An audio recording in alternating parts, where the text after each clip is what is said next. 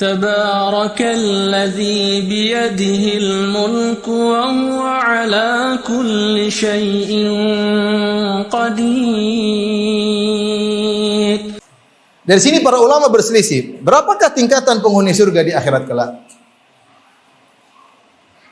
Di antaranya banyak ulama syurahul hadis, para pensyarah hadis ya, seperti Ibnul Mulaqqin dan yang lainnya mengatakan bahwasanya surga itu tingkatannya sebanyak jumlah ayat di Al-Quran, sekitar 6.200 tingkatan.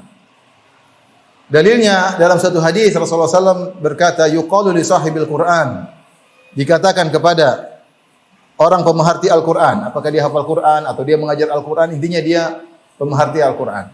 Iqra' wartaqi, bacalah engkau dan naiklah tingkatanmu di surga. Waratil kama kunta turatil fid dunya, bacalah engkau sebagaimana kau baca ketika dengan tartil di dunia. Fa inna manzilataka inda akhiri ayatin taqra'uha, sungguhnya kedudukanmu di surga sesuai dengan ayat terakhir yang kau baca. Kata para ulama, kalau begitu tingkatan surga sesuai dengan tingkatan ya jumlah ayat dalam Al-Qur'an. Nah, kalau ternyata di surga 6.000 tingkatan, maka ini menunjukkan kita harus berpacu. Hidup kita cuma sekali. Makanya ketika Allah berbicara tentang amal soleh, Allah suruh berpacu. Kata Allah Subhanahu wa taala, fastabiqul khairat, berlomba-lomba dalam kebajikan. Allah mengatakan, sari'u, cepatlah, jangan lambat-lambat, jangan malas-malas. Sabiqu, kedepanlah, diluanlah, kata Allah Subhanahu wa taala. Wa fi dzalika falyatanafasil mutanafisun, untuk urusan surga bersainglah. Jadi kita sekarang di medan persaingan. Sementara waktu kita untuk berlomba-lomba terbatas. Siapa yang umurnya 60 sampai 70 waspada. Kata Nabi sallallahu alaihi wasallam, "A'maru ummati baina 60 ila 70." Umur umatku antara 60 sampai 70, wa aqalla man yajuzu dzalik, hanya sedikit yang melampaui 70 tahun. Bukan berarti yang muda hidup lebih lama, bukan berarti demikian. Betapa banyak orang muda mati lebih dulu daripada yang tua. Tetapi yang rambutnya sudah putih semua lebih waspada. Waspada. Jarang orang dikasih bonus umur lebih dari 70. Tapi waspada. Saatnya kita berlomba. Oleh karenanya ikhwan dan akhwat yang rahmati Allah Subhanahu wa taala, Bapak dan Ibu yang rahmati Allah Subhanahu wa taala, kita hidup sekarang di zaman kita buang-buang umur kita tidak ada faedahnya. Zaman medsos, zaman YouTube, zaman Facebook, zaman apa lagi? Twitter dan lain-lainnya. Kita duduk membaca bolak-balik, baca Twitter, baca Facebook berjam-jam, sementara Al-Quran kita tinggalkan. Benar, dalam HP ada program Al-Quran, tapi tidak dibuka-buka. Yang dibuka medsos melulu. Apalagi trending topik, sudah. Tidak sadar kita duduk, kita berita, kita langganan banyak, berita ini. Setengah jam, 1 jam umur kita buang. Coba kita, tadi 1 jam saya dapat apa? Pikir, apa yang mau saya banggakan di hadapan Allah 1 jam tadi saya baca berita? Apa faedahnya? Umur kita buang-buang.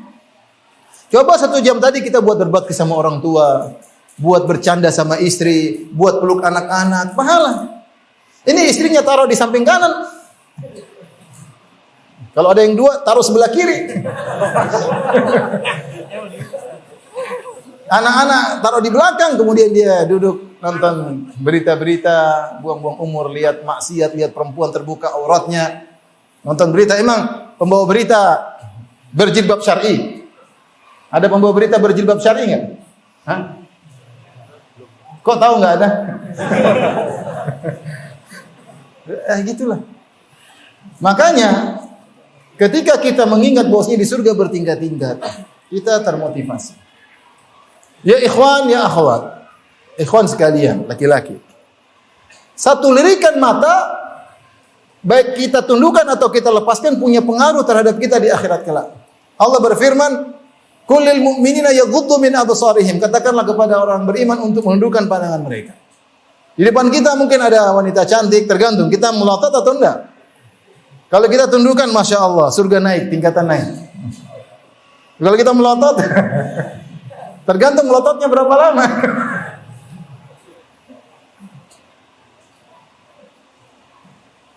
Makanya Ibnu Hajar rahimahullah ketika mensyarah hadis, nikmatani makburun fihi ma katsirun minan nas. Hadis pertama dalam kitab Ar-Riqaq. Dua kenikmatan yang banyak orang terpedaya. Magbun itu merugi. Dua kenikmatan yang seorang merugi di dalamnya itu as-sihhatu wal faragh, kesehatan dan waktu luang. Beliau mengatakan bahwasanya waktu luang adalah ra'sul mal, adalah modal seorang mukmin untuk meraih surga. Waktu, waktu itu umur kita. Namun banyak orang yang merugi. Apa itu merugi? Merugi itu kalau kita gambarkan dalam perdagangan ada dua kemungkinan. Pertama, barangnya murah kita bayar mahal, itu rugi. Barang di pasar cuma harganya 100.000, kita bayarnya 1 juta. Rugi atau tidak? Rugi. Barang 100.000 kau beli dengan 1 juta, maka kau merugi. Merugi model kedua, itu barang harganya 1 juta, dijual dengan murah 100.000, tapi kamu cuma beli 1. Rugi. Harusnya kamu beli 100. Karena barangnya dijual dengan sangat apa? Murah. Apalagi kalau barang harganya 1 juta diobral sama penjualnya dengan 10.000. Kira-kira kita beli semua uang, kita punya uang semua, kita beli. Nah, kita merugi dari sisi kedua. Allah Subhanahu wa taala memberikan ganjaran yang sangat besar. Allah cuma suruh kita beribadah sebentar. Apa kata Nabi sallallahu alaihi wasallam? Raka'atul fajri khairum minad dunya wa fiha. 2 rakaat sebelum subuh lebih baik daripada dunia dan seisinya. Nanti kalau antum di akhirat, antum salat 2 rakaat dengan ikhlas kepada Allah, ganjarannya lebih baik daripada dunia dan seisinya. Cuma dengan 3 menit. Sebagian antum cuma 1 menit setengah. Ternyata kita malas beribadah. Kita malas baca Quran. Kalau Allah bukakan ganjarannya, baru kita tahu kita benar-benar merugi. Itulah kita sekarang ini. Umur kita buang-buang, waktu kita buang-buang yang tidak bermanfaat. Nonton berita ini, nonton berita anu. Komentar sana, komentar sini. Komentar pun tidak ada yang baca, tapi komentar aja.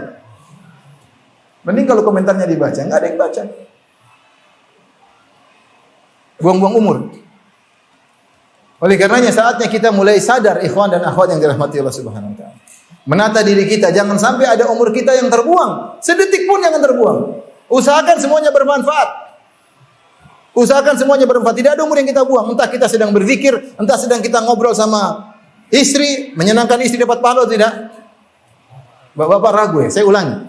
Menyenangkan istri dapat pahala atau tidak? Tapi tidak dari hati yang dalam ngomong. Harusnya dapat pahala. Kata Nabi sallallahu alaihi wasallam, khairukum li ahlihi. Sebaik-baik kalian di sisi Allah yang terbaik bagi apa? Istrinya. Bagi istrinya sendiri, bukan istri orang ya. Sebagian bapak-bapak Masya Allah sama istri orang ramah, senyum. Nabi bilang ya sama istri sendiri, bukan istri orang. Jangan sampai salah paham. Khairukum li ahlihi. Sebaik-baik kalian yang terbaik bagi apa? Istrinya. Kalau enggak kita menyenangkan istri, bercanda sama istri, kita sama anak-anak, tanya kabarnya gimana, bercanda sama mereka, tawa-ketawa sama mereka, main sama mereka, kita niatkan dapat pahala. Kalau enggak ya kita telepon orang tua, kalau masih punya orang tua, Bu, Bapak gimana kabarnya? Kalau enggak telepon kakak, telepon adik. Jangan sampai ada umur kita buang duduk bengong begini. Bengong. Apa yang dia khayalkan? Wallah rugi gitu. Kalaupun antum capek ngomong, bengong, pikirkan tentang dakwah misalnya. Gimana caranya saya begini, gimana cara. Sehingga pikiran kita pun dapat pahala. Harus begitu. Kalau enggak kita rugi.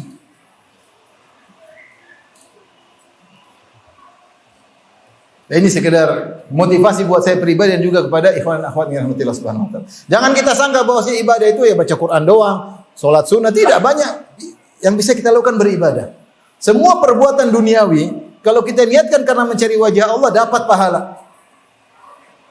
Intinya ikhwan dan akhwat yang rahmatillah subhanahu wa ta'ala, sudahlah kita ini jangan buang-buang umur ya. Saling mengingatkan suami istri. Kalau ada istri suka main Instagram ditegur. Sayang, jangan Instagram terus. Jangan kau lihat Instagram, lihat suamimu, dapat pahala. Kasih senang suami. Oleh perempuan kemudian buka Instagram, udah pakai cadar main Instagram, yang dia lihat bukan Instagram dakwah, yang dia lihat HP baru, tas baru, sendal baru. Baru suaminya tidak punya duit.